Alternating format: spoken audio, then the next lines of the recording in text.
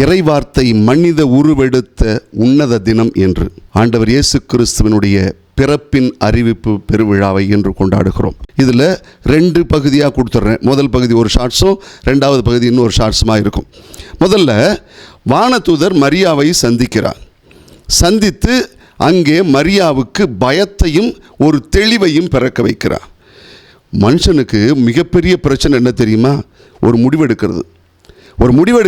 அது எவ்வளோ சீக்கிரம் முடிவெடுக்க முடியல அப்படிங்கிறது நமக்கு தெரியும். முடிவெடுப்பதில் அவ்வளோ சிக்கல் இருக்கா அப்படின்னா ஆமாம். உதாரணத்துக்கு எடுத்துங்க, காலையில் இன்னும் கொஞ்சம் நேரம் தூங்கணும்னு தோணும், அங்கே எழுந்திருக்கணுங்கிறத ஒரு பெரிய முடிவெடுக்கணும். இரவு இன்னும் கொஞ்சம் நேரம் செல்ஃபோன் பார்த்துக்கிட்டே இருக்கலாமான்னு தோணும், அதை முடிவெடுக்கிறது நம்மளாக தான் இருக்கணும். ஆக முடிவெடுக்கிறது என்பது ரொம்ப கஷ்டமான ஒரு காரியம்தான். அன்னை மரியாளிடத்தில் வானதூதர் வருகிறார், செய்தியை சொல்கிறார். அந்த செய்திகளிடையே விவாதம் போகிறது. அவங்க 2 பேரும் பேசிக்கிட்டு கடைசியில் அன்னை மரியாள் இது ஆண்டவரின் அடிமை என்று சொல்கிறார். அந்த விழாவைத்தான் இன்று நாம் கொண்டாடி கொண்டிருக்கிறோம்.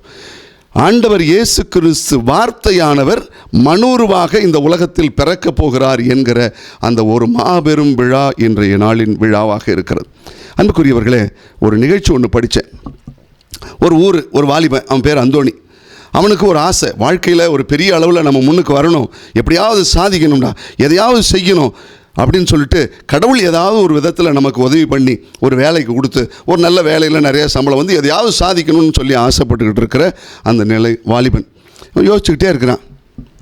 எப்படி இதுக்கு நம்மளை தயாரிக்கிறது அப்படின்னு சொல்லி, கடவுள் எனக்கு ஏதாவது கொடுத்தா எப்படி நம்ம தயாரிக்கிறது, என்ன செய்கிறது, இப்படியே யோசிச்சுக்கிட்டே இருந்தான். அந்த நேரத்தில் ஒரு ஞானியை சந்திக்கிறான். ஞானிகிட்ட போனவுடனே இவன் கேட்குற கேள்வி ஒன்று, ஏங்க மாதா பொசுக்குன்னு ஒத்துக்கிட்டாங்களே எப்படி?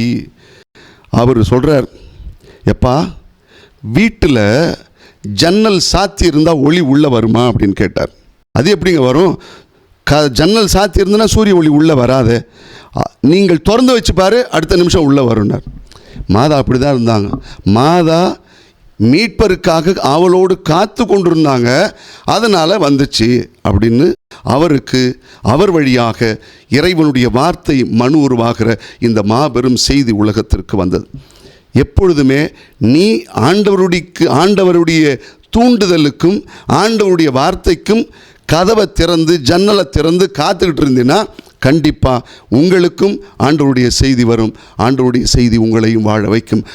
உங்கள் வழியாக ஆண்டவருடைய வார்த்தையும் உயிர் பெற்று கொண்டே இருக்கும்.